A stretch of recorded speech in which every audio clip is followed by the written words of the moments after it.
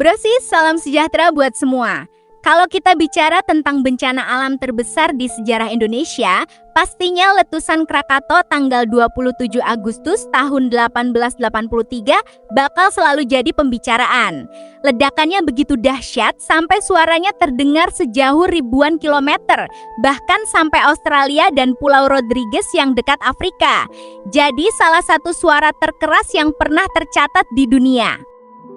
Pasti banyak yang penasaran gimana proses letusan yang bisa sebesar itu, kenapa suaranya bisa terdengar sejauh itu, dan bagaimana dampaknya tidak hanya buat Indonesia tapi juga dunia. Yuk kita bahas jelas, gaul tapi tetap sopan berdasarkan sumber sejarah dan penelitian ilmuwan resmi ya.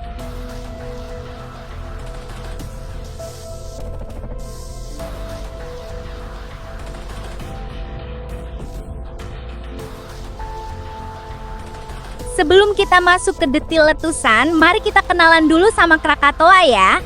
Gunung ini terletak di tengah Selat Sunda antara Jawa dan Sumatera.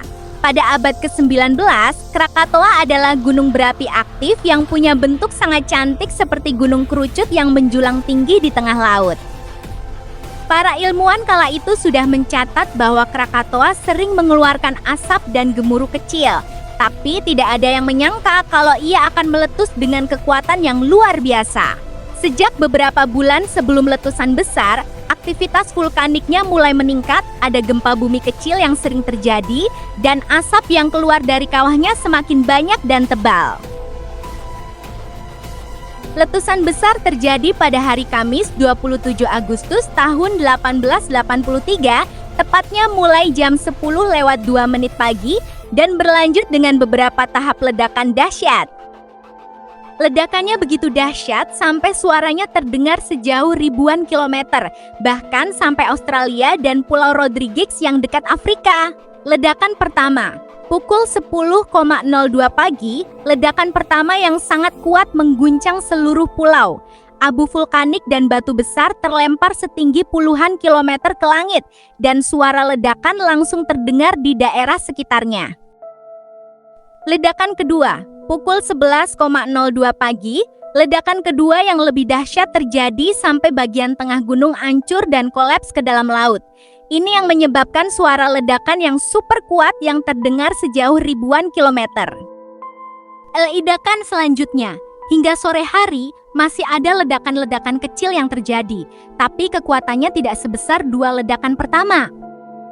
Yang paling luar biasa adalah suara letusan ini terdengar sejauh 4.800 km di Australia Timur, bahkan sampai Pulau Rodrigues yang terletak sekitar 4.653 km dari Krakatau dekat pantai Afrika. Beberapa sumber bilang ini adalah suara terkeras yang pernah tercatat dalam sejarah manusia. Kekuatan suaranya diperkirakan mencapai 180 desibel. Bayangin aja, suara itu sampai bisa membuat telinga orang yang berada di dekat lokasi letusan menjadi tuli. Selain ledakan yang dahsyat, letusan Krakatau juga memicu tsunami raksasa yang menjadi penyebab utama korban jiwa dan kerusakan besar. Begini caranya, ketika bagian tengah gunung kolaps ke dalam laut, volume besar air laut terdorong keluar dengan kekuatan luar biasa, sehingga menciptakan gelombang tsunami yang sangat tinggi. Tsunami ini menghantam pesisir-pesisir di Lampung dan Banten dengan kekuatan luar biasa. Di beberapa tempat seperti Tanjung Karang dan Anyer, tinggi gelombang mencapai hingga 30 meter lebih tinggi dari gedung bertingkat 10 lantai. Hasilnya sungguh menyayat hati. Ratusan desa dan kota di pesisir hancur rata. Lebih dari 36.000 orang tewas atau hilang, dan ribuan lainnya menjadi pengungsi. Banyak kapal yang sedang berlayar di Selat Sunda juga terbawa jauh ke daratan atau tenggelam oleh gelombang besar ini. Letusan Krakatau tidak hanya berdampak di sekitar Selat Sunda, tapi juga menyebar ke seluruh dunia. Banyak pelabuhan, dermaga, dan fasilitas perdagangan di pesisir hancur. Produksi pertanian dan perikanan di daerah sekitar juga terganggu parah.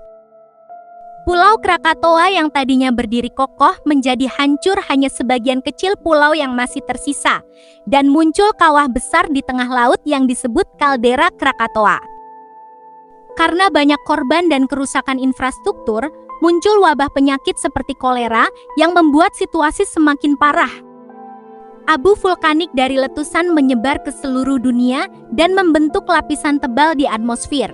Ini membuat langit di banyak negara jadi berwarna oranye atau merah tua pada saat matahari terbit dan terbenam, yang dikenal sebagai Krakatoa sunsets.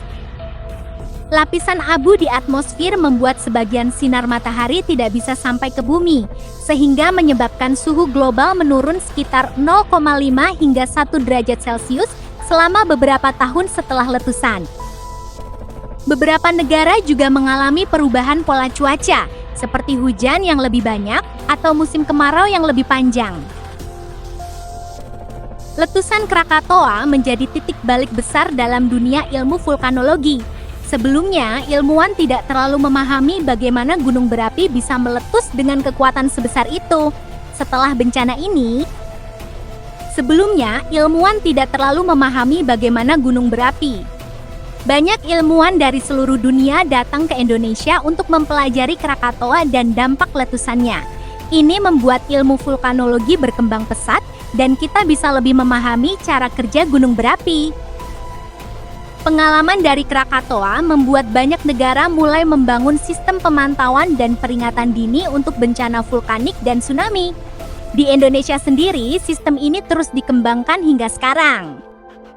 Tahun 1927, muncul pulau baru dari kaldera Krakatoa yang dulu hancur, yang kemudian dikenal sebagai Anak Krakatoa.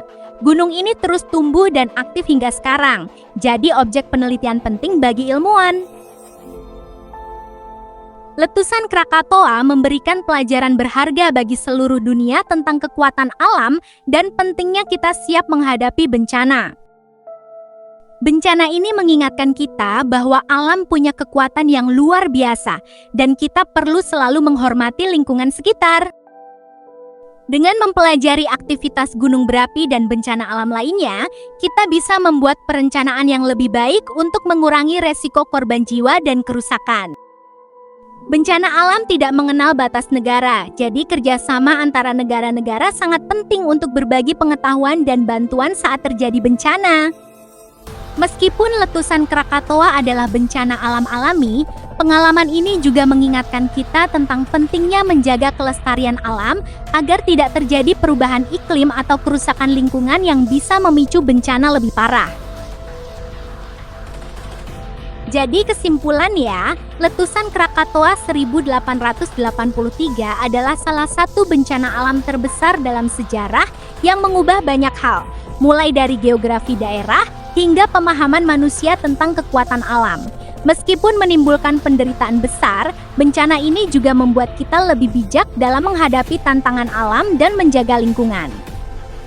Semoga kita bisa selalu belajar dari sejarah dan mengubah banyak hal, mulai dari geografi daerah hingga pemahaman manusia tentang kekuatan dunia yang lebih aman dan lestari. Jangan lupa bagi cerita ini ke teman-teman ya, supaya lebih banyak orang tahu tentang sejarah penting ini dan sadar akan pentingnya menjaga lingkungan. Kalau suka konten ini, jangan lupa like, share, dan subscribe buat dapat info segar lainnya. Terima kasih sudah nonton, tetap semangat peduli dengan alam dan bencana alam ya.